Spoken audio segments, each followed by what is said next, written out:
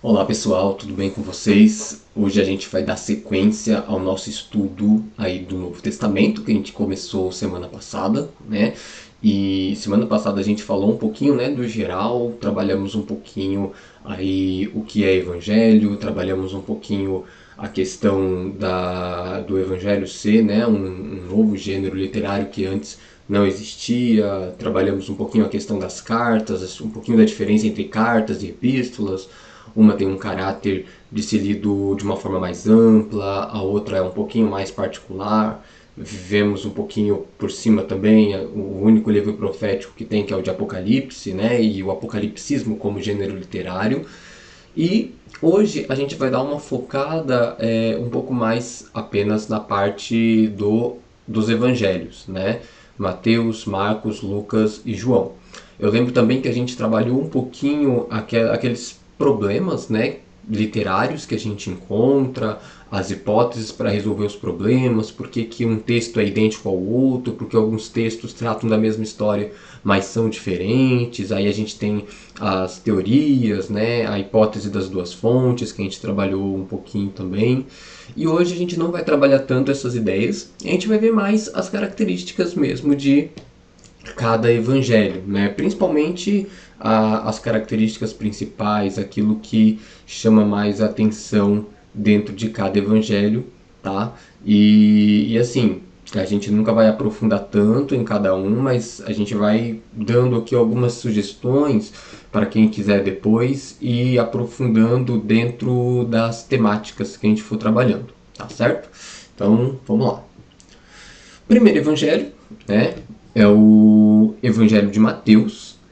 E por que ele é colocado como primeiro evangelho aí dentro do cânon sagrado? Estamos trabalhando aqui o segundo cânon, né, a segunda coleção de livros inspirados pelo Espírito Santo. O evangelho de Mateus, ele parece uma continuação do Antigo Testamento. O Antigo ou Primeiro Testamento, como alguns preferem, ele é uma coleção de livros que trabalha a história do povo judeu. Então, desde a criação de Adão, né, até a vinda dos patriarcas, o povo de Israel crescendo no Egito, passando pelo deserto, chegando à Terra Prometida, se estabelecendo como povo, depois se dividindo ali em dois reinos, norte e sul, sendo levado cativo, retornando do cativeiro. E no meio dessa história você tem, né, profecias que falavam, que apontavam para um novo momento na história de Israel. Então, que momento era esse? Deixa eu só verificar aqui. Vamos focar em alguns pontinhos da história aqui que eu dei uma pincelada. Quando você tem Davi subindo ao trono, você tem praticamente o auge daquilo que o povo de Israel esperava. Você tem um reino, um local geográfico para chamar de seu, você tem fronteiras, você tem bandeira, você tem exército, você tem templo religioso. Nos tempos de Davi, templo religioso na verdade em Salomão, né? No tempo de Davi e Salomão, você tem Israel triunfante chegando ao auge daquilo que o povo tanto desejava, né? Ter a sua nação bem estabelecida. Foi aquilo que foi prometido para Abraão, né, estava se cumprindo no seu auge. Qual foi a promessa a Abraão? Que o povo, que os descendentes dele iam peregrinar ali no Egito e depois retornariam para a terra que Deus jurou a Abraão. E isso se cumpre ainda com Josué, né? Moisés retira o povo do Egito e com Josué eles entram na terra prometida. Só que ainda é algo muito inseguro, incerto, porque eles não tomam todo o território. Por exemplo, apenas no tempo de Davi é que a cidade de Jebus, né, onde ficavam os jebuseus, ela é tomada e nomeada como Jerusalém. Então, houve 430 anos aproximadamente, no período dos juízes, né, que vai aí, vamos supor, desde Josué até até o último juiz, Samuel, né, Samuel e seus filhos, e a gente tem 430 anos onde a região de Jerusalém, que ficou como capital, né, principal ali do Reino Unido, e é a capital ainda hoje, sendo de outro povo. Então, ainda nos períodos de Josué e 400 anos posterior, você tinha territórios que Israel não tomou. Você tinha momentos em que povos inimigos dominavam sobre Israel, como foi o caso dos filisteus, né, como foi o caso ali de outros povos que eu não vou lembrar aqui o nome de todos, mas em que juízes eram necessários a todo momento para estar expulsando esses povos ali do território que já era de Israel. Então você tinha muitos vai e vem, né? Quando Saul assume o trono, você tem o início da monarquia, né? Mas Saul ele também foi rejeitado por conta dos seus pecados. Quando Davi sobe o trono, aí você tem um rei que consegue expulsar os inimigos, que consegue trazer segurança militar, que consegue estabelecer o seu território de maneira mais efetiva. Quando vem Salomão, Salomão estabelece o templo. Então o reino começa a se tornar mais rico. Salomão ele consegue fazer acordos com outras nações e ele consegue ampliar, anexar territórios a Israel, de maneira que Israel chega ao seu auge de território e alcança aquilo que tinha sido prometido pelos profetas. Então aqui Israel está no seu auge, né? Só que a gente vai seguir a história, o Reino Unido vai se dividir entre Israel no norte e Judá no sul. O Reino do Norte vai ser levado cativo para a Síria no ano 722, 723 mais ou menos. E o Reino do Sul, Judá, com capital em Jerusalém, vai ser levado para a Babilônia em 3 fases, terminando ali em 586, 587 a.C. Beleza. Quando o povo é levado cativo, eles retornam depois de aproximadamente 70 anos e reconstrói as muralhas de Jerusalém e reconstrói o templo nos tempos de Esdras, Neemias e do príncipe Zorobabel.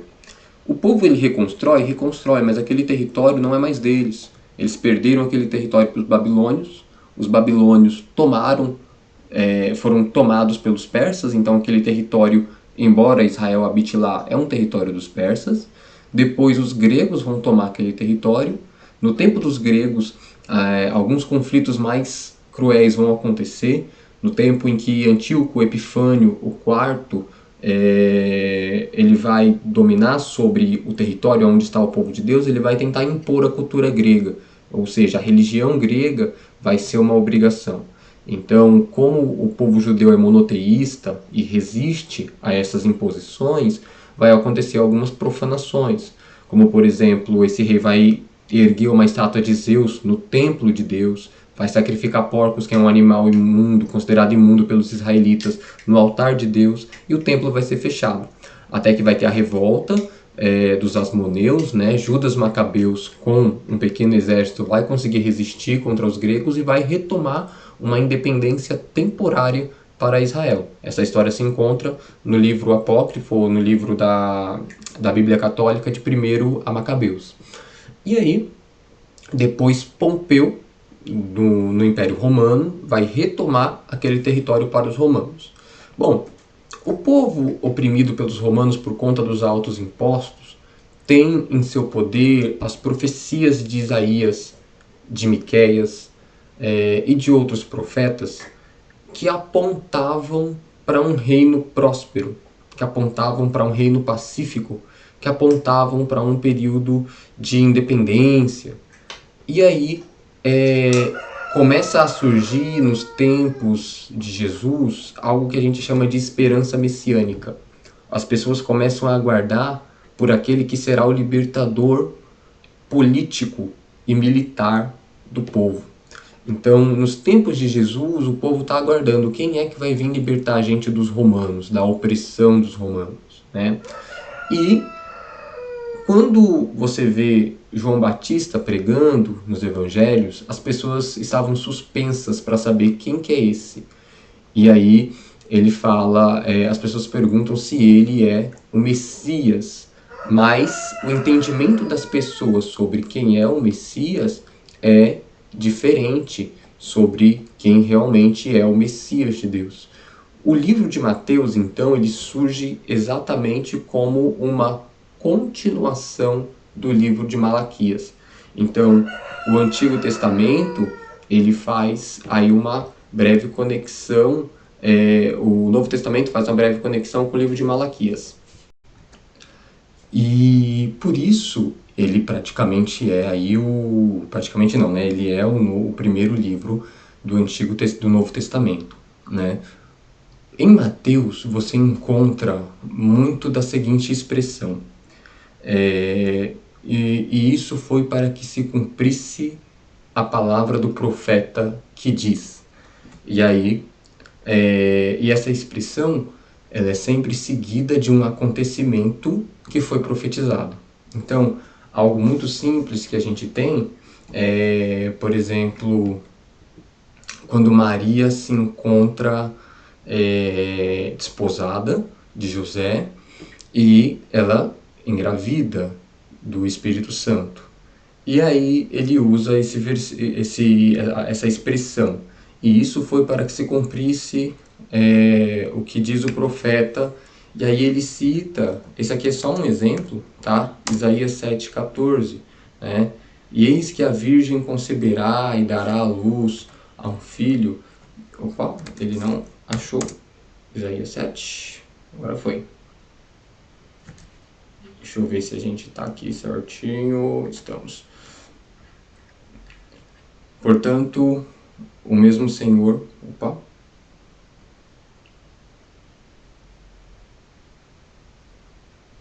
Portanto, o mesmo Senhor vos dará um sinal, eis que a Virgem conceberá e dará à luz a um filho, e chamará o seu nome Emanuel.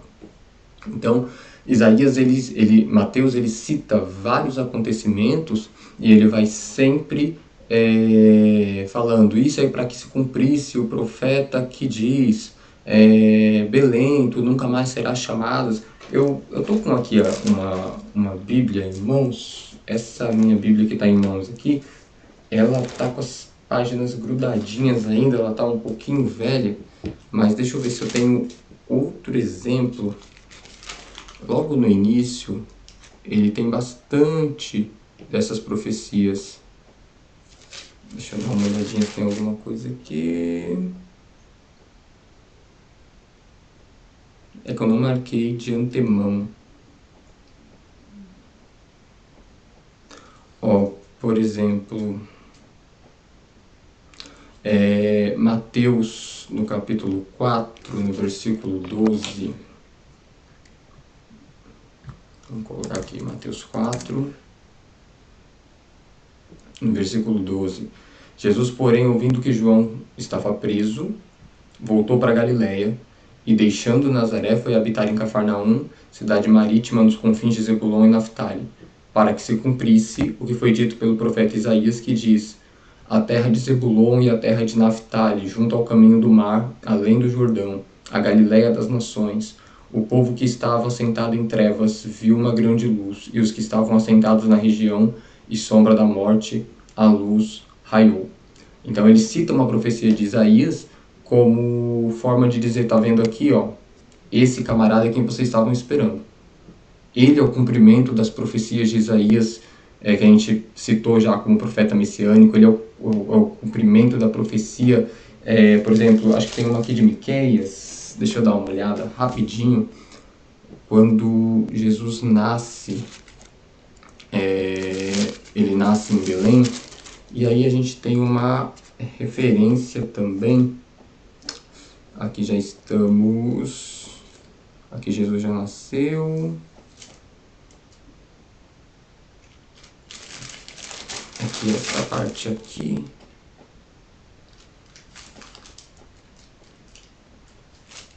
capítulo 2 de Mateus, deixa eu dar uma olhada se tem.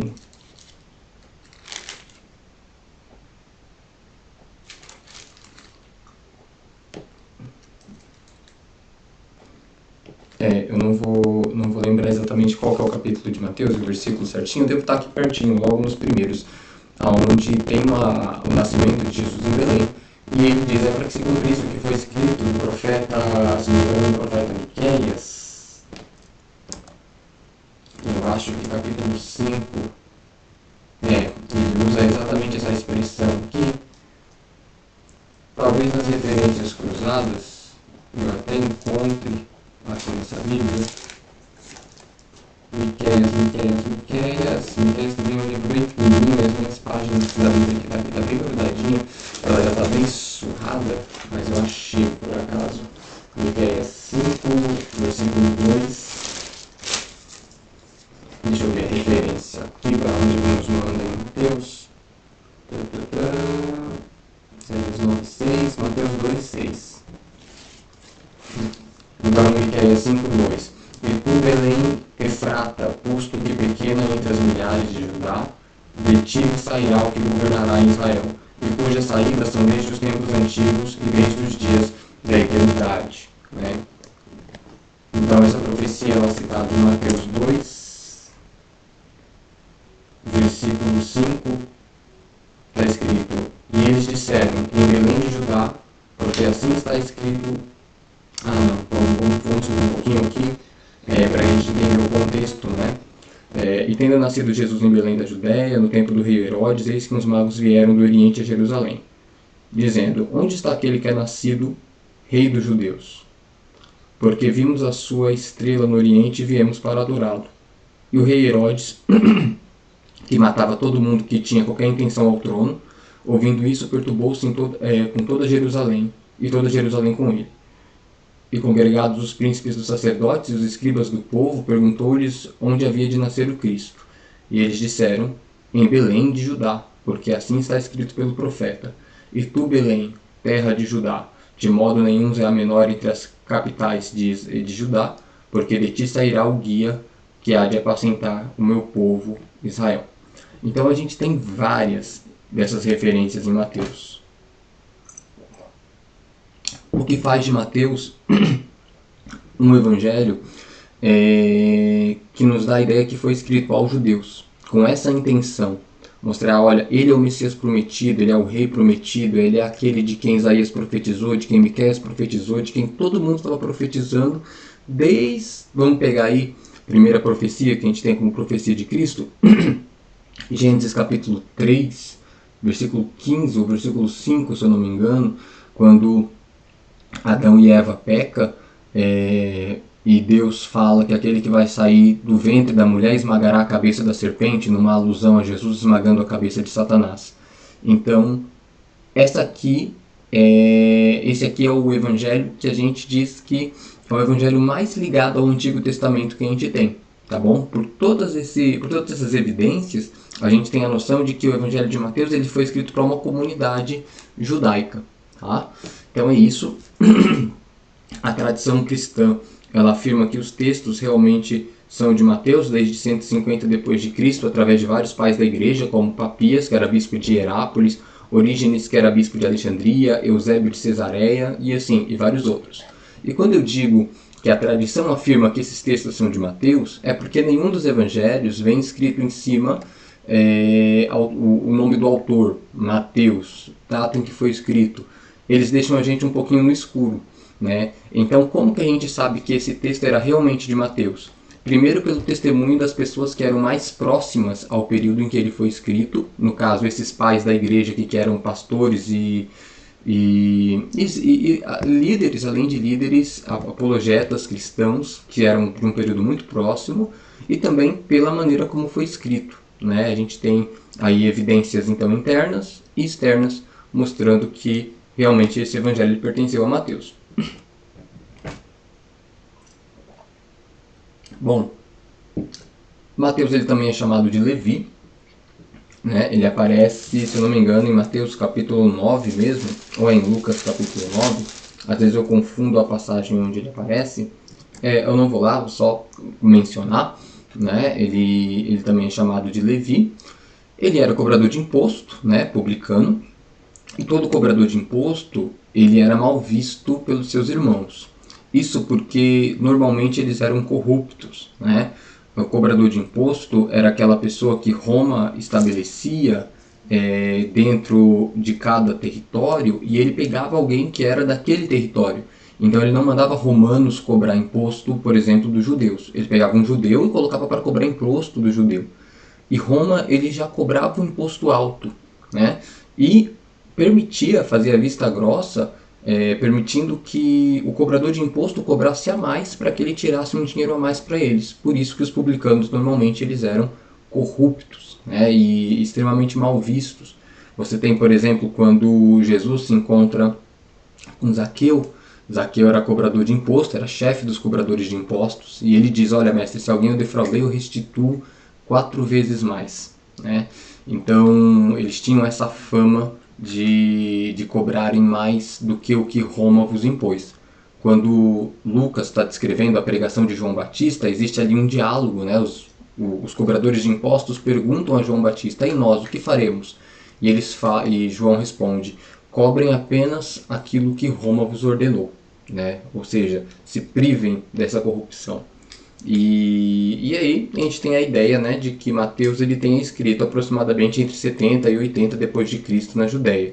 Lembrando que todas essas datas e esses locais de onde esses evangelhos foram escritos é apenas uma hipótese, né? A gente tem alguma ideia vaga por conta de um de algumas características específicas. Não é 100% de certeza o local e a data onde foi escrito. Marcos. O Evangelho de Marcos, ele é o evangelho conhecido como Evangelho da Ação, porque ele é muito breve e preciso. Ele mostra a autoridade de Jesus sobre os demônios e sobre as enfermidades. Então, esse evangelho é um evangelho que, como a gente comentou semana passada, ele é um evangelho que 95% dele se encontra nos outros evangelhos. E aqui Jesus ele está sempre fazendo alguma coisa. Ou ele está curando, ou ele está expulsando demônio, né? Você tem algumas pequenas parábolas ali, mas esse é o foco desse evangelho, né? Mostrar a autoridade de Jesus sobre os demônios, sobre as enfermidades, mostrar o seu amor, a sua paixão na morte pela cruz, sua ressurreição e acabou. Ele é algo muito direto, né? Se ele foi o primeiro evangelho a ser escrito, né, ele já era uma grande obra naquela época, antes de vir Mateus e Lucas e deixar ela ainda maior. Bom, e aí a gente tem algumas informações bem interessantes sobre esse Marcos, né? Ele era chamado de João Marcos, ele não era um dos 12 discípulos, e existe uma contradição de ideias, não uma contradição, mas um debate se ele seria aquele homem que na noite em que Jesus ele foi capturado no jardim do Getsemane, se ele era aquele discípulo que fugiu nu, né? A gente tem em Marcos capítulo 14, deixa eu dar uma olhadinha aqui, ou é o capítulo 13, Marcos 14, eu acho que é Marcos 14. Pedro nega conhecer Jesus, última ceia, Pedro avisado, Jesus é traído e preso, capítulo 14, versículo 51. 14:51. Vamos dar uma olhadinha aqui rapidinho. 14, versículo 51. Isso aqui foi depois que Jesus já foi capturado e preso no Getsemane, né? Acabou de acontecer. Então deixando todos fugiram. E no 51. E um certo jovem o seguia envolto em um lençol sobre o corpo nu, e lançaram-lhe a mão, mas ele, largando o lençol, fugiu nu. E aí alguns dizem, esse aqui é o próprio Marcos, porque ele é o único que escreve sobre isso, e ele é o único que, no meio da escuridão ali do jardim, que é o único que poderia saber dessa história, sendo ele mesmo, né? Porque falou que era um jovem, não falou que era um dos 12, ele não dá nome, Então, talvez essa aqui fosse uma marca registrada de seu evangelho. Não tem provas que é ele, né? Por isso alguns vão dizer que Marcos ele não foi uma testemunha ocular do ministério, morte e ressurreição de Jesus. Além de ser um dos 12, não foi um discípulo que o viu de perto, né? Ele teria sido aquela pessoa que andou com Pedro, com Paulo, com Barnabé, mas não diretamente com Jesus. Tá? Isso aqui é uma breve ideia que sugere que ele fosse um discípulo, não fosse dos 12 apóstolos, mas que estava ali junto. Deixa eu voltar. Então, a mãe de João Marcos, aqui alguns dados interessantes que a gente foi pegando, né, da apostila e foi resumindo. A mãe de João Marcos abrigava as pessoas na casa dele para oração. Em Atos 12, não sei se é apenas em Atos 12, deixa eu dar uma olhada, sei lá, o momento em que Pedro foi preso. Esse momento mesmo, ó. No versículo 1, por aquele mesmo tempo, o rei Herodes estendeu a mão sobre alguns da igreja para os maltratar, matou Tiago à espada, o irmão de João, né? E aí Pedro também foi preso, apareceu um anjo, libertou Pedro, Pedro foi até a casa de Maria, mãe de João, né? De sobrenome Marcos, no caso João Marcos. E considerando ele nisto, aqui é Pedro, foi à casa de Maria, mãe de João, que tinha por sobrenome Marcos, onde muitos estavam reunidos e oravam. A gente tem que lembrar que naquele período a igreja ela não tinha templo. Ela ia, às vezes, ao templo judeu, adorar a Deus no templo judeu, mas com o passar do tempo, a igreja cristã foi se separando totalmente do judaísmo, né? O judaísmo foi rejeitando a igreja e os cultos foram acontecendo dentro de casas, casas como essa, né, que a mãe de João Marcos abria para que as pessoas se reunissem em oração. Aqui é um momento onde as pessoas estavam orando por Pedro, que estava preso, né? E um anjo foi enviado até a prisão de Pedro para que ele fosse solto. E você tem Marcos aparecendo nas viagens missionárias também. Aqui 25 você já tem. E Barnabé e Saulo, havendo terminado aquele serviço, voltaram a Jerusalém, levando também consigo a João, que tinha por sobrenome Marcos. João Marcos andava com Barnabé e com Saulo, né, ou Paulo, por conta do também, né, não apenas por conta das suas características, sua dedicação ao evangelho, mas também ele tinha um parentesco citado aqui em Colossenses com Barnabé. Então, Colossenses 4, versículo 10. Aqui tá sendo citado várias pessoas na carta de Paulo. Aí ele fala: Aristarco, que está preso comigo, vos saúda, e Marcos, sobrinho de Barnabé, acerca do qual já recebestes mandamentos, se ele for ter convosco, recebei-o.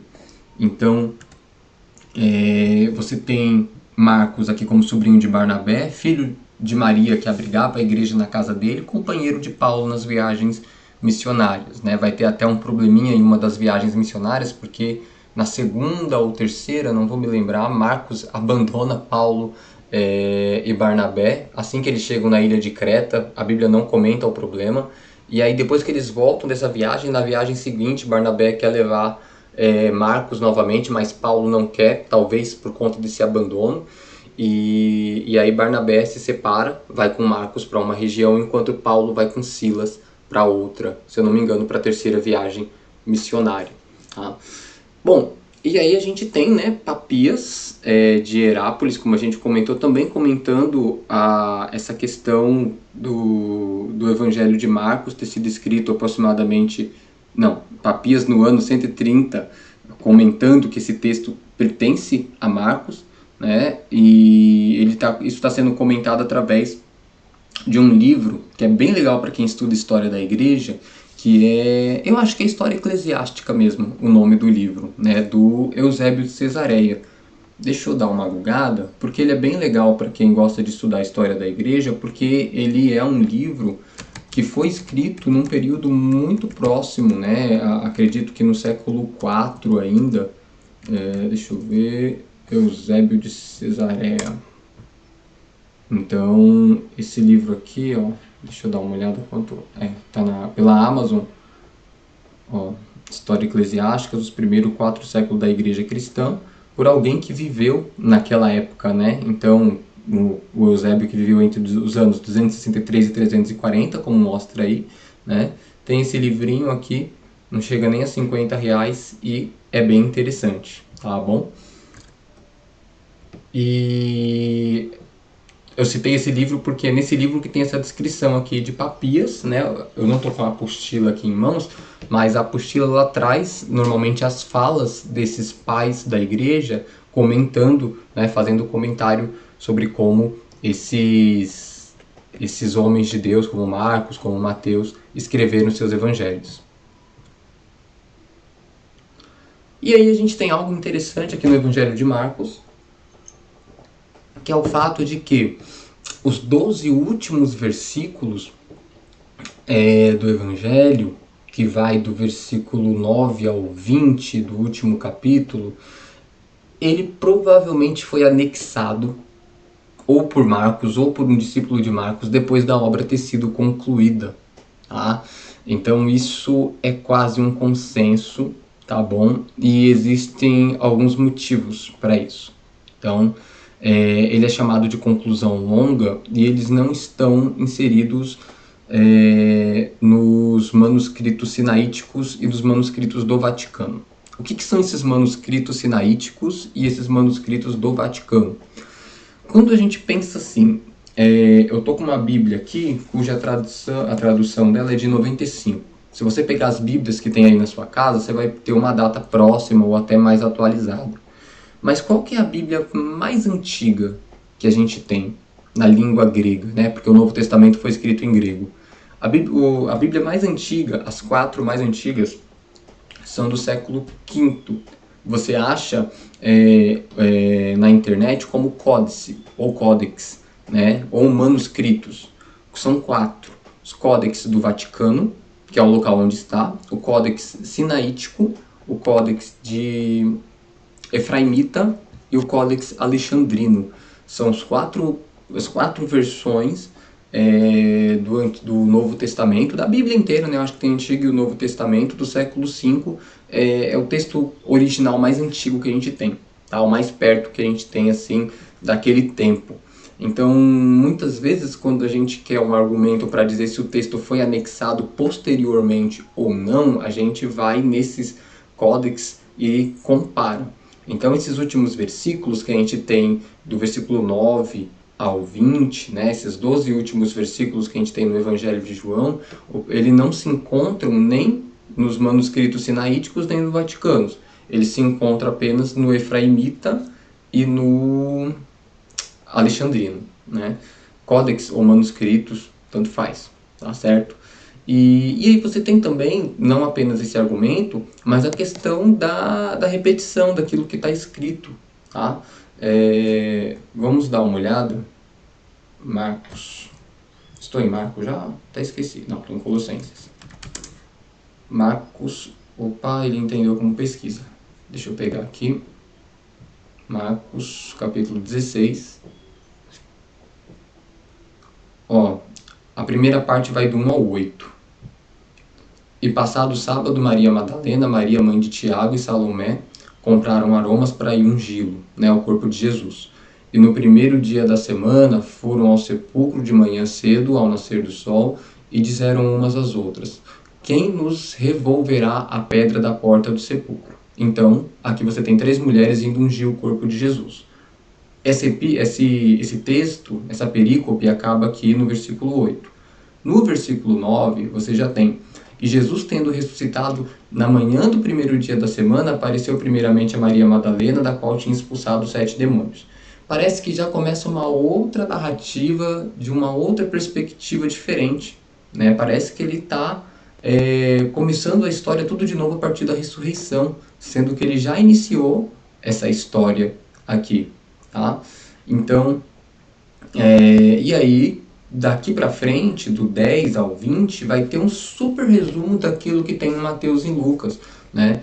Então, aí Jesus ele se mostra, né, para os discípulos, alguns não creram, tinha 2 no caminho para Emaús, onde ele só comenta aqui, aí ele é anunciado e ainda não creram, e aí ele se mostra para todo mundo, e depois ele dá a grande comissão. Então vai para o mundo pregar, evangelizem, batizem, discipulem aí o povo, e aí ele comenta os sinais, né, expulsão de demônios, falar novas línguas, pegar em serpentes e o veneno não fazer mal, e subiu para o céu e foi recebido. Se você pega o Evangelho de Mateus e de Lucas, você tem esses fatos, mas com muito mais descrições. Então, esses pequenos pontos traz a ideia de que esse trecho do 9 ao 20 foi anexado ao Evangelho de Marcos após ele ter sido escrito. Então a gente deixou aí, alguns concordam que um tradutor, com conhecimento dos outros evangelhos, pode ter resumido os últimos acontecimentos inseridos no Evangelho. Bom, o Evangelho de Marcos ele foi escrito aos Romanos. Essa é a principal hipótese com a qual a gente trabalha hoje.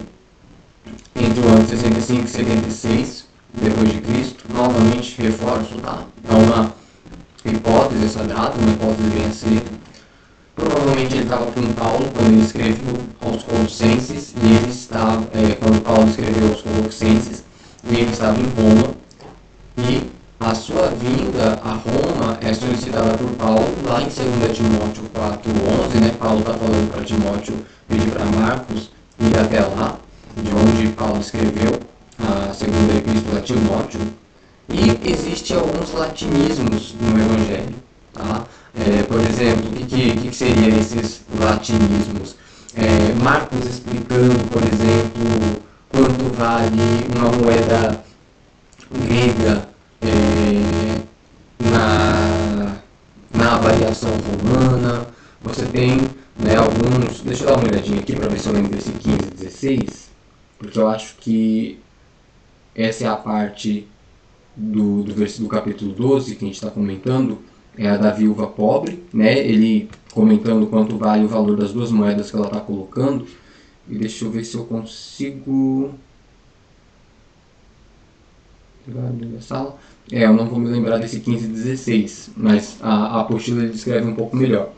Você tem Clemente de Alexandria, né, um dos pais da igreja, comentando que Marcos estava em Roma ou anunciou o evangelho aos romanos quando estava junto com Pedro também, tá bom? Então, assim, você tem algumas pequenas evidências de que Marcos teve esse contato com os romanos, e por isso a gente entende que o evangelho dele foi escrito para os romanos. Seja por evidências de dentro do texto dele, seja por conta dos pais da igreja, né? No caso aqui Clemente de Alexandria faz esse comentário, né? E a vinda dele, que é solicitada por Paulo a Roma, quando Paulo estava lá escrevendo sua segunda carta a Timóteo, aqui no capítulo 4, no versículo 11, tá certo? A gente não vai até lá.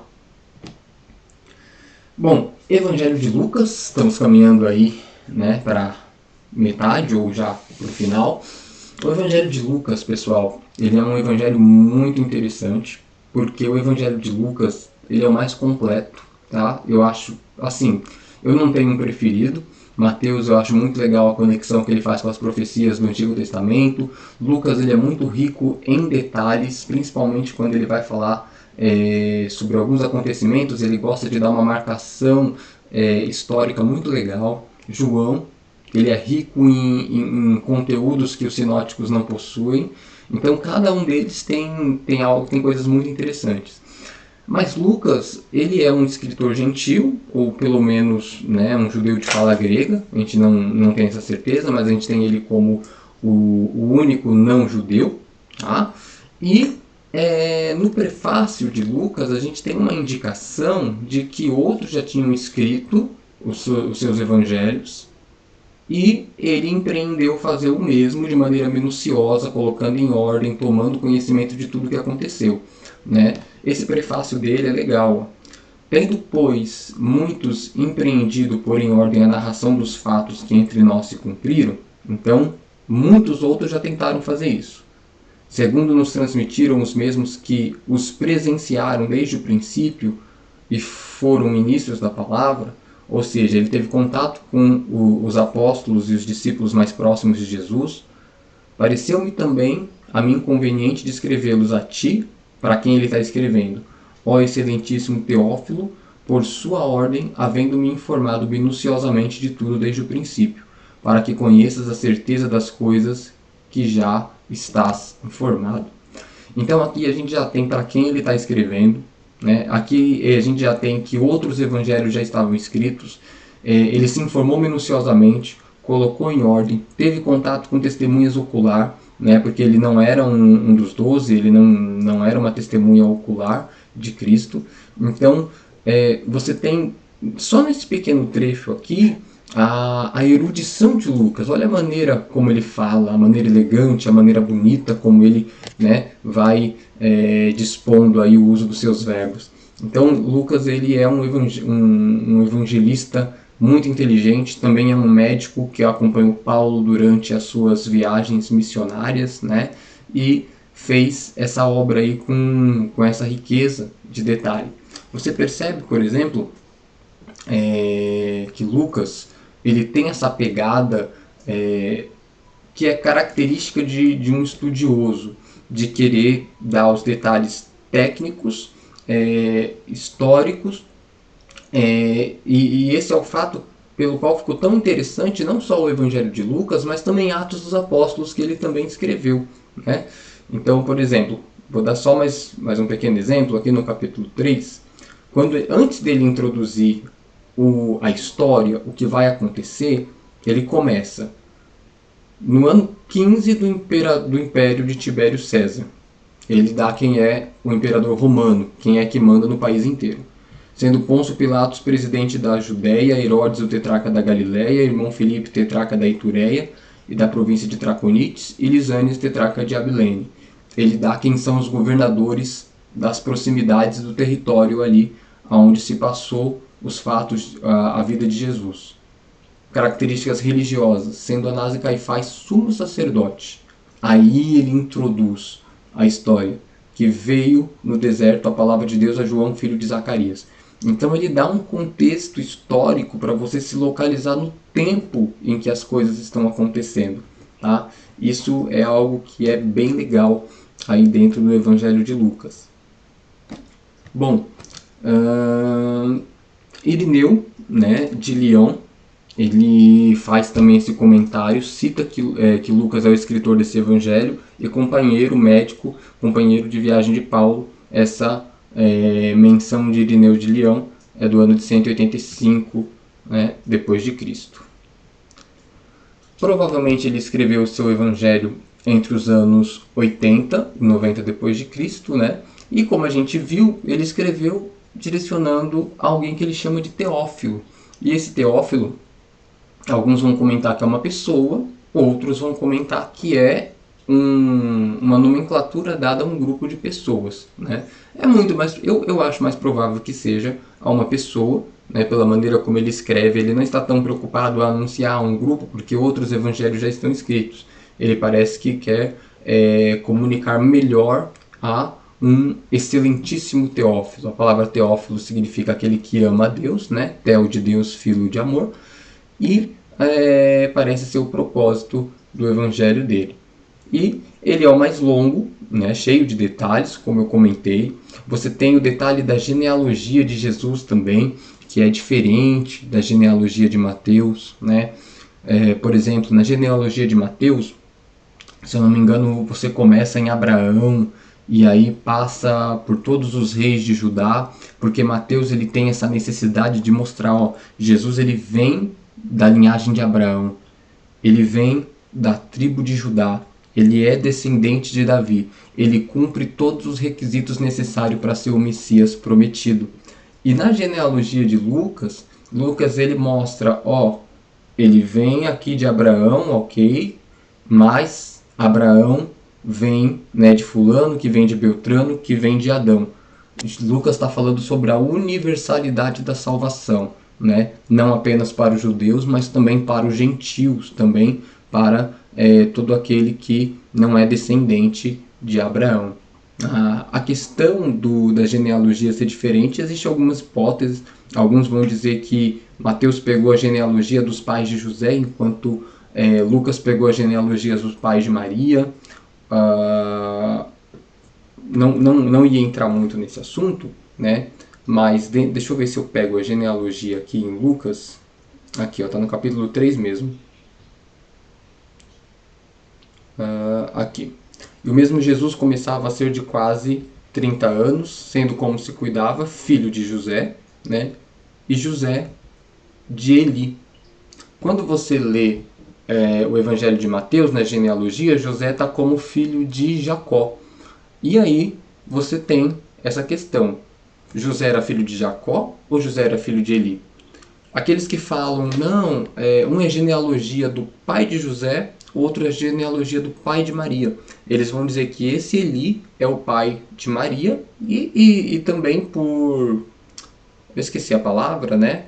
Por consideração, vou usar esse termo, ele pode ser considerado também pai de José. Outros vão dizer que é a lei do liverato. A lei do liberato ou liverato? Agora eu esqueci aqui o nome da lei bonitinha. Que é aquela lei que é o seguinte: se um homem se casa com uma mulher e morre sem dar filhos, o irmão mais novo se casa com aquela mulher e dá filhos pelo irmão mais velho. Então pode ser que Jacó era o pai, o homem que era casado com a mãe de José, morreu sem dar filhos. Eli, o irmão mais novo, assumiu e teve filhos com essa mulher de onde veio José. E por isso uma hora ele é visto como filho de Eli ou filho de Jacó, sem ter nenhum problema com isso, tá bom?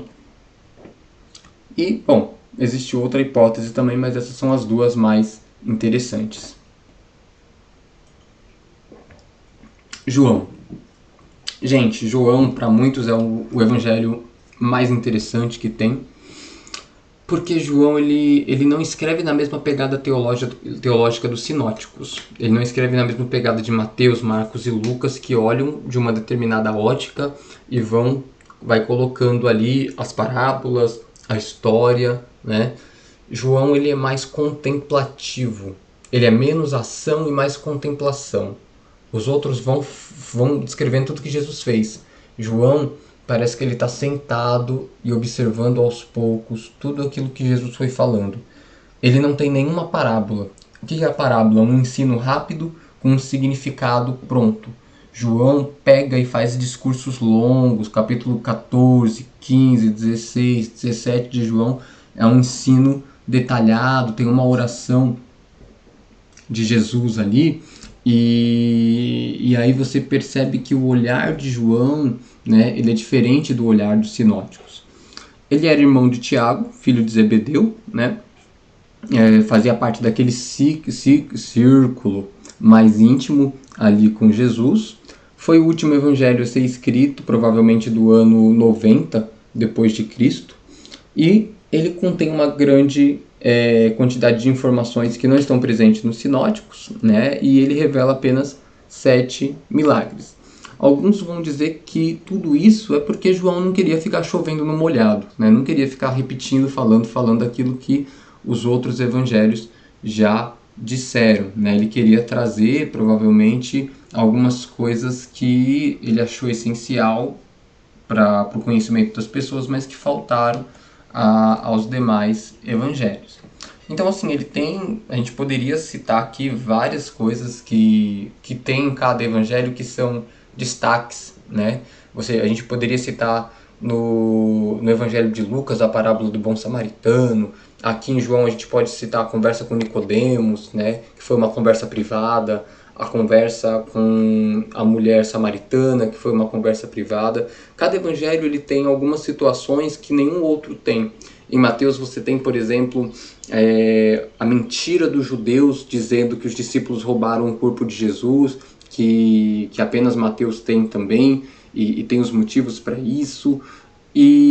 Mas assim, né, a gente ficaria aqui muito mais tempo em João falando sobre a quantidade de coisas que tem nesse evangelho que não tem nos outros, que são interessantes.